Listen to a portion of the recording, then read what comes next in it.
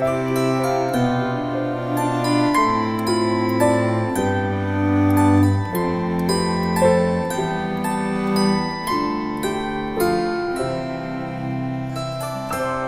साथियों, जो भी किसान साथी बागवानी के लिए जिद्दोजहद कर रहे हैं, बागवानी का विचार बना रहे हैं, उनके लिए हम लगातार विभिन्न प्रकार की बागवानी फसलों को लगाने, उनके लाभ हानि के संबंध में, उनकी केयरिंग के संबंध में पूरी जानकारी आपको वीडियो के माध्यम से एक के बाद एक उपलब्ध करवा रहे हैं। इसलिए जो भी किसान साथी अपने खेत में किसी भी प्रकार की बागवानी फसल लगाना चाह रहे हैं, वो हमारे चैनल खेतरी तकनीक से आज ही जुड़ जाएं। चैनल को सब्सक्राइब करके बेल आइकन दबा लें ताकि सभी प्रकार की बागवानी फसलों की जानकारी आपको घर बैठे मिलती रहे।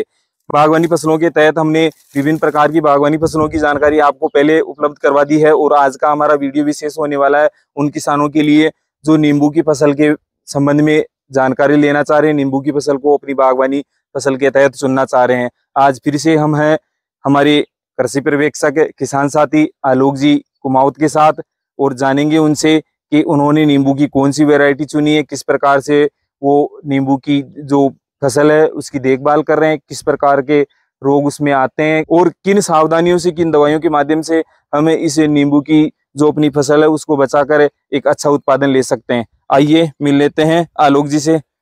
आलोक जी, राम राम जी। नमस्कार साहब। फिर से आपको कष्ट दिया है।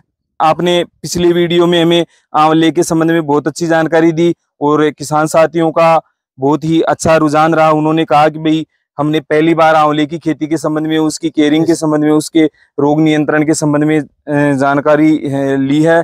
तो हमारे किसान साथियों को आप आज नींबू की खेती के बारे में बताइए। जो नींबू की खेती है उसमें अपने को कौन सी सावधानियां रखनी है, किस प्रकार से अपने को पौधरोपण करना है और कौन सी वेराइटियां चुननी है जो लंबे समय तक और अच्छा उत्पादन दे सके। जी सर। तो सबसे पहले तो हमारे किसान साथियों को ये बताइए आलोक जी, भी नींबू का जो अपने को पौधा लगाना है वही उसी हिसाब से जैसे अपने आंवले का पौधा लगाते हैं उसी हिसाब से लगाना है। खाद दवाइयों का क्या शेड्यूल रहेगा?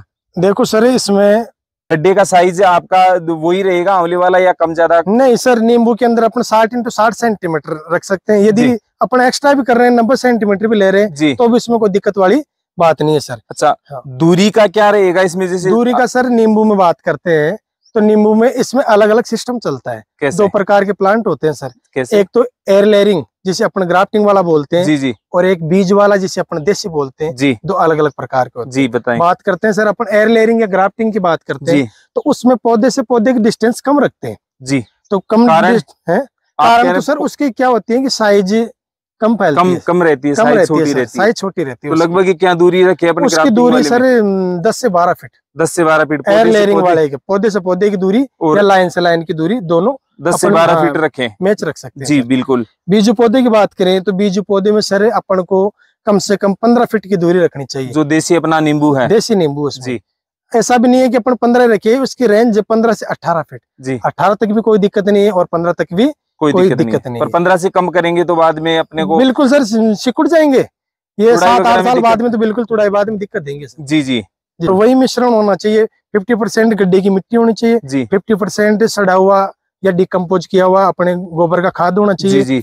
और उसी के साथ में 20 ग्राम फंजीसाइड दवाई जिसे अपन कवकनाशी बोलते हैं हिंदी में, उसमें थायरम भी ले सकते हैं या अपन मैनकोजेब भी ले सकते हैं। और उसी के साथ में कीटनाशी दवाई की बात करें तो पिप्रोनिल 50 से 80 ग्राम पिप्रोनिल दानेदार दवाई अपन ले सकते हैं उसी मिट्टी के मिश्रण में। जी सर। और उर्वरक की बात करें तो वही सिंगल सुपर फास्फेट आधा kg प्रति गड्ढे के हिसाब से उस मिश्रण के अंदर डाल के और उस पूरे को मिक्स करके और अपन गड्ढा भर देंगे। और गड्ढा भरने के बाद में इसको भी वापस अपन पैरों से दबा देंगे, लेकिन वो गड्ढा धरातल के बराबर होना चाहिए सर। जी। उसमें भी कारण है सर। अपन यदि धरातल से नीचे रखेंगे, जी, मिट्टी को नीचे रखेंगे तो उसमें क्या होता है, जैसे अपन ने बाद में पेड़ लगाया और गड्ढे के अंदर वो पानी भरा हुआ रहता है, जिससे पानी भरा हुआ रहने की वजह से इसमें फंगस लगने की शिकायत हो जाती है। अच्छा, जो अपना तना है, तने में तने की गलन की शिकायत रह जाती है। बिल्कुल सर। जी। तो धरातल के बराबर होना चाहिए। कुल मिला के आपका कहना है कि भाई अगर अपन किसी भी प्रकार की बागवानी फसल लगा रहे हैं और ड्रिप इरिगेशन से उसमें सिंचाई का तंत्र अपने विकसित कर रखा है तो उसको हमेशा मिट्टी के बराबर लेवल में रखें। बिल्कुल 4 इंच से ज्यादा गहरा नहीं होना चाहिए। अब मेरे देख लो हर बगीचे में 3 या 4 इंच का इतना ही वेरिएशन है सर। जी जी जी। अब जैसे ज्यादा बारिश हो गई, इसमें ज्यादा पानी भर गया तो गलन की ज्यादा शिकायत हो जाएगी तने के अंदर। किसान साथी ध्यान दे, अगर आपने ड्रिप इरिगेशन के माध्यम से सिंचाई कर रहे हैं तो जो आपका पौधे लगाने का जो गड्ढा है उसका लेवल लगभग जमीन के स्तर के बराबर रखे या 2-3-4 इंची तक आप रखे, क्योंकि अगर आप ज्यादा गहराई में खड्डा रखेंगे तो उसमें पानी इकट्ठा होकर पौधे को फंगस लगने और जड़गलन जैसी समस्याओं का सामना आपको करना पड़ सकता है। तो हमारे किसान साथियों को ये बताइए कि भाई एक तो आपने खेत में ग्राफ्टिंग वाले पौधे भी लगा रखे हैं और जो बीजू पौधा है, जो देसी नींबू का पौधा है वो भी लगा रखा है, तो इन दोनों वेराइटियों के आप चयन करने का कोई विशेष कारण आपको? देखो सर, मैंने ग्राफ्टिंग वाले लगा रखे हैं लेकिन कम लगा रखे हैं, मैंने बीजू पौधा का ज्यादा चयन किया है। कारण? उसमें कारण है सर, अब जो लेयरिंग वाला या ग्राफ्टिंग वाला जो पौधा होता है ना जी, उसकी अपन एज की बात करें तो 15 से 20 साल की एज होती है। जी जी। हालांकि वो प्रोडक्शन तो तीसरे साल में चालू कर देता है जी, लेकिन एज की बात करें तो 15 से 20 साल। अब इसकी बीजू पौधे की बात करें सर अपने, तो ये प्रोडक्शन तो 5 साल में देना स्टार्ट करेगा। अच्छा, प्रोडक्शन लगभग 1 से 1.5 साल लेट देगा, उससे 2 साल मान के चलो, 2 साल मान के चले। लेकिन एज की बात करते हैं तो इसकी एज होती है 30 से 35 साल। 30 से 35 साल जी सर। यानी कुल मिला के जो किसान साथी लंबे समय तक नींबू के पौधे से प्रोडक्शन लेना चाह रहे हैं वो विशेष ध्यान दे। आप ग्राफ्टिंग नींबू के बजाय जो देसी नींबू है, बीजू नींबू है, उसका चयन कर सकते हैं। आलोक जी, हमारे किसान साथियों को ये भी बताइए कि नींबू की फसल में कई बार हमने देखा है कि ब्रांचें जो होती है, डालियां जो होती है, सूख जाती है। बिल्कुल सर। तो इसका क्या कारण है? कोई ये रोग विशेष है या मौसम की वजह से सूखती है? नहीं सर, इसमें एक कॉपर तत्व की कमी हो जाती है ना, तब एक डाइबैक रोग बोलते हैं, उल्टा सूखा। अच्छा, ऊपर से सूखती जाती है टहनियाँ। अच्छा, टहनियाँ ऊपर से सूखती हुई जाती है सर। तो कॉपर की पूर्ति होनी चाहिए। तो इसके लिए कॉपर की पूर्ति के लिए अपने कॉपर सल्फेट दे सकते हैं। जी जी। और इससे भी बेस्ट बात करें तो अपन जो कली बोलते हैं, अपन जो कली होती है ना सर जी जी, उस कली को भी अपन काम में ले सकते हैं। तो कली तो कैल्शियम की पूर्ति करेगी या कॉपर की? कॉपर की भी करती है सर। कॉपर की पूर्ति कैल्शियम और कॉपर दोनों की करती है सर। अच्छा, तो देने का क्या रहेगा इसका शेड्यूल? देखो सर, देने का सबसे बेस्ट उपाय अपन बात करते हैं तो बगीचे के अंदर ड्रिप से, जैसे अपन कड़ी लाते हैं 10 किलो कड़ी ले आए और उसको अपन पहले दूसरे पात्र के अंदर गला लेते हैं जी। और गलाने के बाद में 5-7 रोज बाद में जो ऊपर पानी निथर के आता है ना, उस पानी के अंदर जैसे 5 लीटर पानी है तो उसमें 10 लीटर सादा मिलाओ, 15 लीटर हो गया गोल। 15 लीटर गोल को अपन ड्रिप की सहायता से इसमें बिल्कुल चला सकते हैं। अच्छा, स्प्रे वगैरह का कोई सिस्टम है इसमें? स्प्रे करने बिल्कुल है सर। पड़ती है क्या? नींबू एक ऐसा प्लांट है सर जिसके अंदर सबसे ज्यादा इंसेक्टिसाइड का स्प्रे करना पड़ता है सर। अच्छा। सबसे ज्यादा बीमारियां नींबू में लगती है सर। कौन सी? जैसे बात करते हैं कि एक तो सिट्रस कैंकर, जो अपन बात करें तो नींबू का कैंसर रोग स्ट्रेप्टोसाइक्लिन देनी पड़ेगी पर टंकी 2 ग्राम। 2 ग्राम बिल्कुल। 15 लीटर की पानी की जो टंकी है उसमें 2 ग्राम स्ट्रेप्टोसाइक्लिन अपने को डालना है। कितने दिनों में अपने को इसको रिपीट करना है? ये सर लगभग 15 या 20 रोज से अपन स्प्रे कर सकते हैं। उसके अलावा और भी बीमारी होती है, कीट की बात करें तो इसमें एक सिट्रसाइला होती है। सिट्रसाइला बिल्कुल लट होती है सिट्रसाइला, वो पत्तियों को काट देती है जी। सबसे नुकसान देखा मैंने कई जगह नींबुओं की जो पत्तियां हैं कोनों से कटी हुई मिलेगी, सिट्रसाइला। और एक होता है मिलीबग। तो मिलीबग में क्या होता है कि सर पत्तियां मुरझा जाती है, घूम जाती है, बिल्कुल जाती है।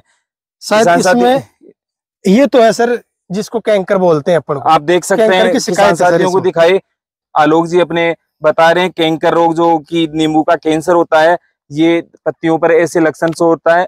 आपके नींबू के खेत में भी अगर इस प्रकार का अगर कोई लक्षण दिखाई देता है तो आप समझ जाए कि कैंकर रोग है। कैंकर रोग की रोकथाम के लिए अपनी क्या स्ट्रेप्टोसाइक्लिन रहेगी। और दूसरा जो आप रोग बता रहे हैं मिलीबग या लीफ कर्ल की वजह से ये पत्तियां सिकुड़ जाती है सर। किसान साथियों को दिखाएं, ये मिलीबग है और आप पीछे देख भी सकते हैं, शायद अपना कैमरा अगर काम करे तो इस पत्ती के पीछे की तरफ छोटे छोटे सूक्ष्म जीव चिपके हुए हैं जो इसका रस चूसते हैं। और ये जो पत्ता होता है पर्याप्त पोषण न मिलने के कारण धीरे धीरे सिकुड़ने लग जाता है और पौधे में प्रकाश संश्लेषण की क्रिया अवरुद्ध होने के कारण पौधे का विकास जगह की जगह रुक जाता है जी सर। और डाइबैक के लिए अपन बात करते हैं तो चूने का गोल भी बता दिया मैंने। जी। और उसके बाद में एक होता है COC कॉपर ऑक्सीक्लोराइड। जी, वो सबसे बेस्ट होता है कॉपर की पूर्ति के लिए। जी। अपन को उसका भी स्प्रे करना चाहिए, 2 काम करता है सर वो जी। कॉपर की पूर्ति भी करता है। जी जी। और साथ में फंगस जनित जो बीमारी होती है उसका भी कंट्रोल करता है। जी जी। तो प्रति टंकी 45 ग्राम कॉपर ऑक्सीक्लोराइड या COC अपन को डालना चाहिए। आपने जो ये मिलीबग बताया है, इसके कंट्रोल के लिए अपन कौन सी दवाई काम में लेंगे? इसके कंट्रोल के लिए सर इंसेक्टिसाइड की अपन बात करें तो डाइमिथोएट या बायोवार 303 अपन काम में ले सकते हैं। हाँ सर। तो एक चीज बताइए, जितनी भी बीमारियां हैं इनके सबके लिए अपने एक साथ स्प्रे कर सकते हैं या सबका अलग अलग करना पड़ेगा? कर सकते हैं, बिल्कुल सर, सबका एक साथ बिल्कुल एक स्प्रे है सर। सबसे बेस्ट स्प्रे है कॉपर ऑक्सीक्लोराइड COC 40 से 45 ग्राम पर टंकी 15 लीटर में। और उसी के साथ में एक इंसेक्टिसाइड अपने 20 ml डाइमिथोएट भी ले सकते हैं जी। यदि अपने पास डाइमिथोएट नहीं है तो अपने 7 ml इमिडाक्लोरपिड भी ले सकते हैं जी। और यदि इमिडाक्लोरपिड नहीं है तो उसकी जगह अपन 30 ml क्लोरोपाइरिफॉस भी लग सकते हैं जी। और इसके लिए इंसेक्टिसाइड का काम कर जाएगा वो? बिल्कुल सर, इंसेक्टिसाइड का काम कर जाएगा। और ये कैंकर रोग था ना जी जी। उसके लिए अपन उसी गोल के अंदर 2 ग्राम पर टंकी स्टेप्टोसाइक्लिन डालेंगे तो इसका भी कंट्रोल साथ में। कुल मिला के अपने को बार बार से स्प्रे करने की जरूरत नहीं पड़ेगी। तीनों जो भी बीमारियां हैं काम हो जाएगा सभी के लिए। एक बार कॉपर की पूर्ति है जो आपका बग है उसके लिए, जो कैंकर रोग है उसके लिए, सभी के लिए सर। साथ ही साथ जो आपके कवक वगैरह जो भी है उसकी सबकी पूर्ति एक स्प्रे में ही हो जाएगी सर। जड़ों की बात करें तो जैसे फसल अपन ने लगा दी, उसके बाद जो खाद है या इसमें जो जड़ों की सुरक्षा के लिए या जड़ों के स्वास्थ्य के लिए कौन सी क्या दवाइयां अपने को डालनी पड़ेगी, कीटनाशक वगैरह, या जरूरत नहीं है? देखो सर, इसके अंदर बात करें हर 6वें महीने प्रति प्लांट 1 साल का पौधा है, प्रति प्लांट 10 किलो गोबर की खाद सड़ी हुई और उसी के अंदर 300 ग्राम सिंगल सुपर फास्फेट और 50 से 80 ग्राम पिप्रोनिल दानेदार जी और 10 से 20 ग्राम अपने फंजीसाइड दवाई मैनकोजेब या अपन थायरम ले सकते हैं हर 6वें महीने जी। हाँ, और साथ में बात करें तो अपने माइक्रो न्यूट्रिएंट भी ले सकते हैं सर।